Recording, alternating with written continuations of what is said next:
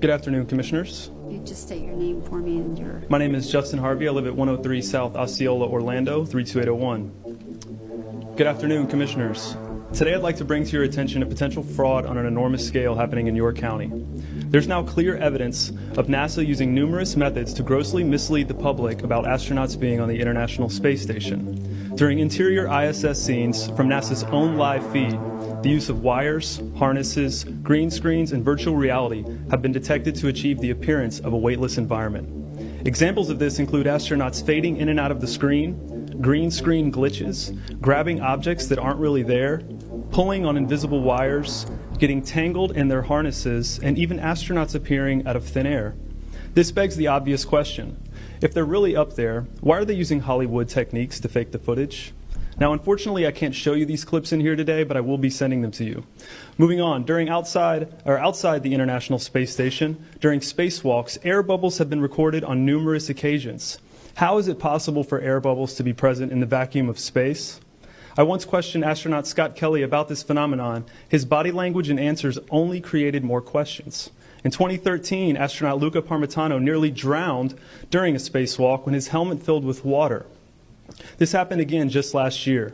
Air bubbles, helmets filling with water, and drowning. Are they in space or are they underwater? Now, what's really interesting is that they trained for spacewalks in an underwater pool with a complete ISS replica. Now, surely they aren't filming these spacewalks in an underwater pool and then editing them to appear if they're in space, because that sure would be something, wouldn't it? I'm calling on the Brevard County Commissioners to open a full investigation into NASA's fraudulent practices and use of taxpayer dollars.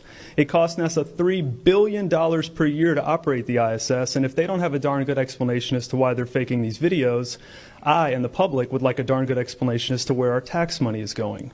And if they are indeed faking the funk, it is our duty to expose and eliminate this fraudulent and astronomically wasteful ISS program. And look, I know what you're all thinking. The NASA is part of the federal government, and you're just county commissioners. Even if what I'm saying is true, what can you do?